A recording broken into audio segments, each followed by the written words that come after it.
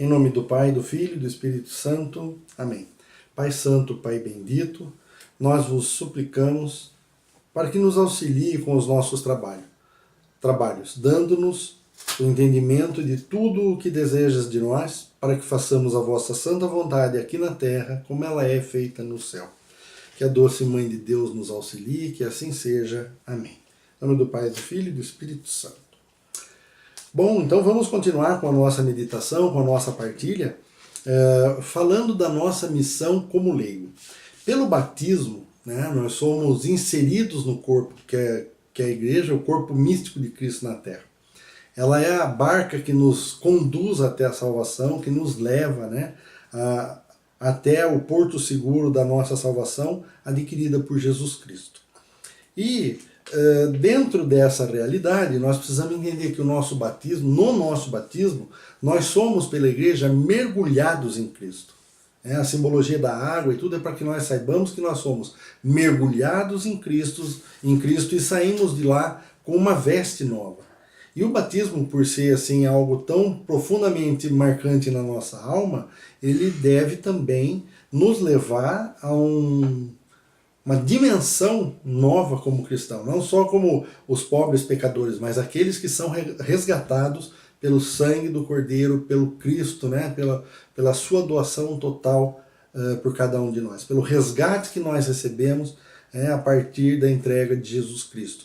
Então, o que acontece? No nosso batismo, nós recebemos uma missão de sermos almas esponsais, ou seja, a alma se torna esposa de Cristo.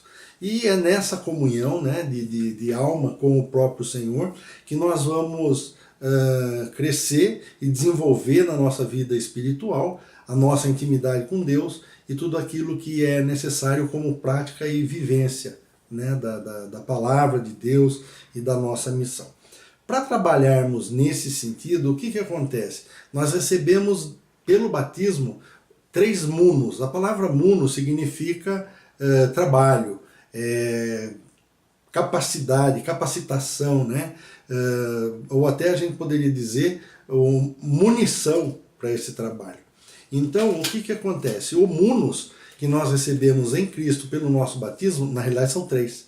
O munus sacerdotal, o munus profético e o munus régio. Porque Jesus é sacerdote, ele é profeta e ele é rei. Então, como nós somos inseridos no corpo de Cristo, nos compete a nós, né, sabermos qual é essa dimensão e vivermos de acordo com essa dimensão. Então, essa questão do munus sacerdotal que nós vivemos pelo batismo não se confunde absolutamente em nada com o ministério sacerdotal daqueles que são chamados por Deus ao serviço dos altares, ou seja, para serem constituídos na igreja como sacerdotes e mesmo bispos. A ordenação ela tem 3 níveis, né, de ordenação. A ordenação diaconal, os diáconos permanentes, que normalmente são homens casados, que são ordenados, né, para trabalhar como diácono. A ordenação presbiteral, que seria dos padres, e a sagração dos bispos, né, que de padre ele é elevado à categoria, não sei se seria essa a palavra exata, mas ele é chamado a servir como bispo, como pastor de uma igreja particular dentro da grande igreja católica, né, que a palavra católica significa universal. Então, o que acontece? Nós temos dentro dessa realidade a parte que nos cabe. E como eu já disse, não se confunde nada com o trabalho feito pelos sacerdotes. Mas nós temos que entender qual é a nossa missão, o que nos cabe para que nós possamos então, conscientes e meditando, trabalhando nisso, aprendendo sobre isso, fazermos o quanto possível melhor o nosso trabalho dentro da igreja. Então, o que acontece? No Catecismo da Igreja Católica, em se tratando do muno sacerdotal, de Cristo que nós recebemos pelo batismo, esse munus é dele, mas nós recebemos pelo batismo, vai dizer o seguinte: a participação dos leigos no muno sacerdotal de Cristo. Consagrados a Cristo e ungidos pelo Espírito Santo, os leigos são admiravelmente chamados e munidos, aqui por isso munos, munição, munidos, para que nele se produzam sempre mais abundantes os frutos do Espírito. Veja, a igreja está dizendo que nós somos chamados e capacitados para que, através de nós, haja uma maior produção dos frutos espirituais. E como ramo na videira, se a gente está ligado à videira, o ramo é que vai dar esse fruto, né? Assim, todas as suas obras, preces, iniciativas apostólicas, vida conjugal e familiar, trabalho cotidiano, descanso do corpo e da alma, se praticados no espírito, não é qualquer descanso, qualquer diversão, né? Mas realmente, para quem vive no espírito, se praticados no espírito, e mesmo as provações da vida pacientemente suportadas se tornam hóstias espirituais agradáveis a Deus por Jesus Cristo. Em 1 Pedro 2,5 nós podemos ler isso, né? E ainda o catecismo vai dizer: hóstias que são piedosamente oferecidas ao Pai com a oblação do Senhor na celebração da Eucaristia.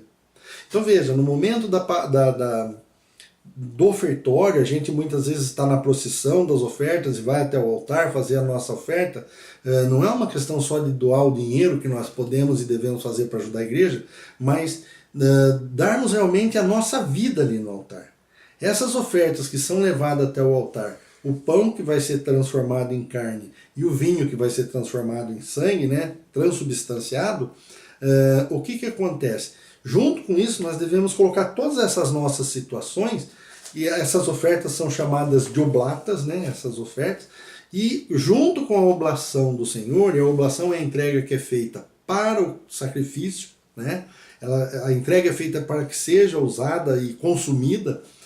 Então nós fazemos a nossa oblação junto com a oblação de Cristo. Em que momento?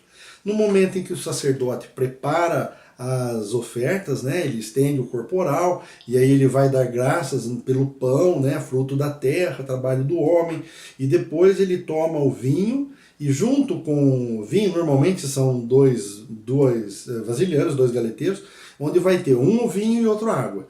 Ele coloca do vinho no cálice, que vai se tornar o sangue de Cristo para nós, e junto ele coloca uma pequena porção de água, que quando se mistura com o vinho fica impossível de se retirar. Não dá para dividir um do outro, né? Um se torna o outro e o outro se torna um. E nessa situação, nós somos ofertados com Cristo para o Pai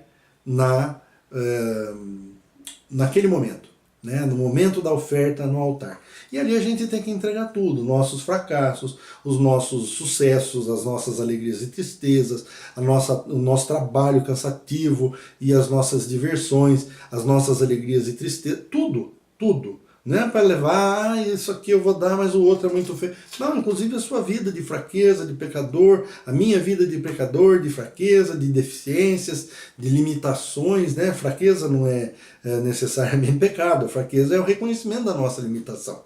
Então tudo isso ofertado ao Pai, né, se vivido do jeito que devemos viver, o que vai acontecer? Hóstias que são piedosamente oferecidas ao Pai, com a oblação do Senhor na celebração da Eucaristia. Assim também os leigos, como adoradores, agindo santamente em toda parte, consagram a Deus o próprio mundo. Então nós somos a ligação do mundo com a igreja, do mundo com as coisas de Deus.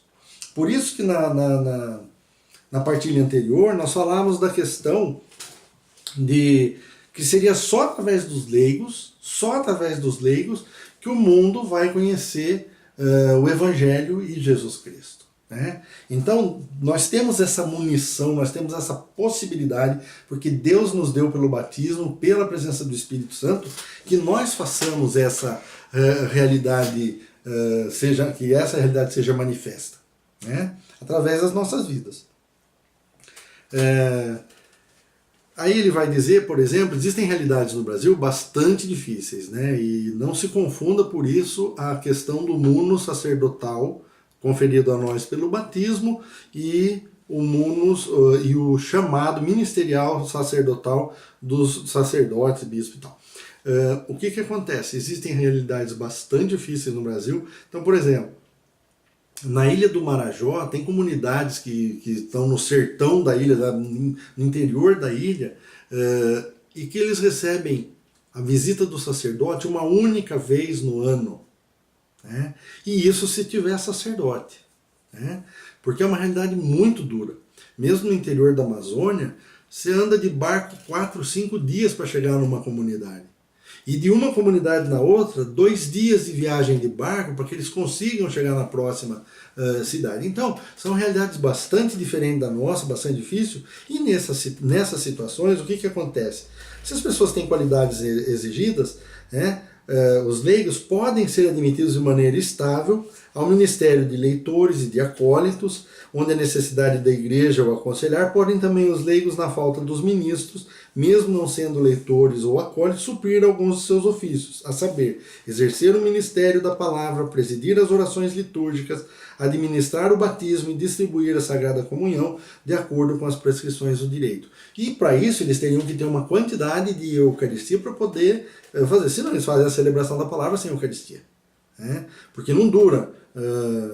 A Eucaristia não vai durar um ano dentro da âmbula até que a próxima vez que o sacerdote chegue, eles ainda têm Eucaristia, nem pela quantidade talvez, e mesmo pela preservação das espécies, né? Do Sagrado Sangue, o sangue é consumido no altar, e a Sagrada Eucaristia é distribuída para eles, talvez fique um pouco para 1 ou 2 semanas no máximo.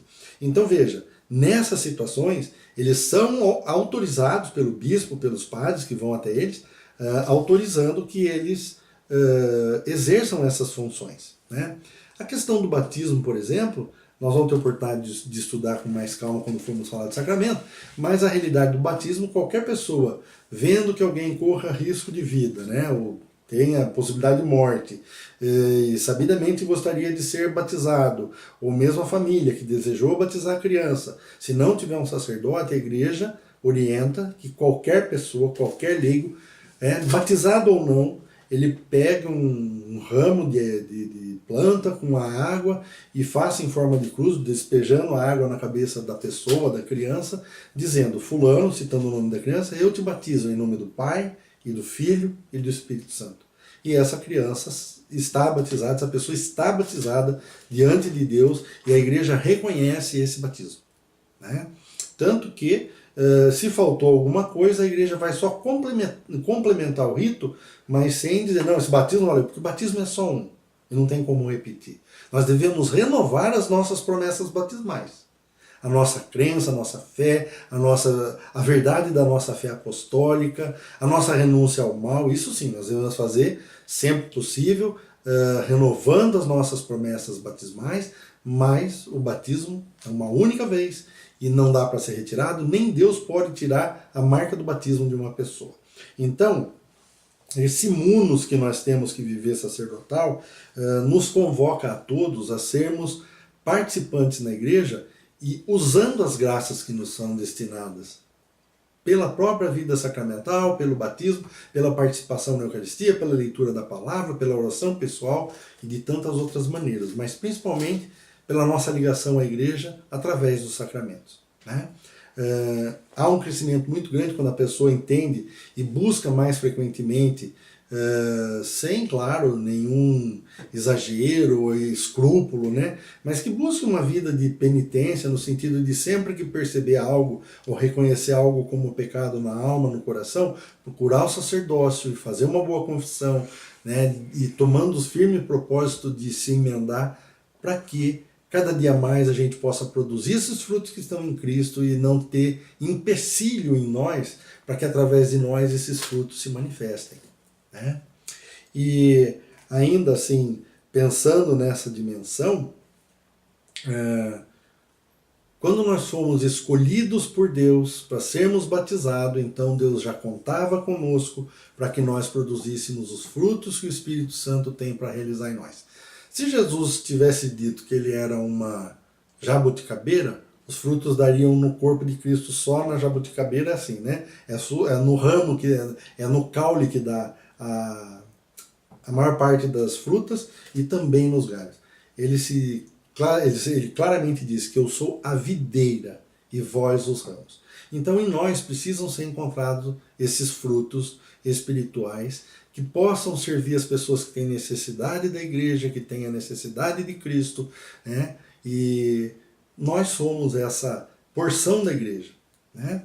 Então veja, nós vamos estudar depois, ainda dentro da profissão de fé, a nossa participação no munus profético de Cristo, né? E por último no munus régio, de rei. Né? Temos a dignidade de filhos de rei, porque Jesus é rei.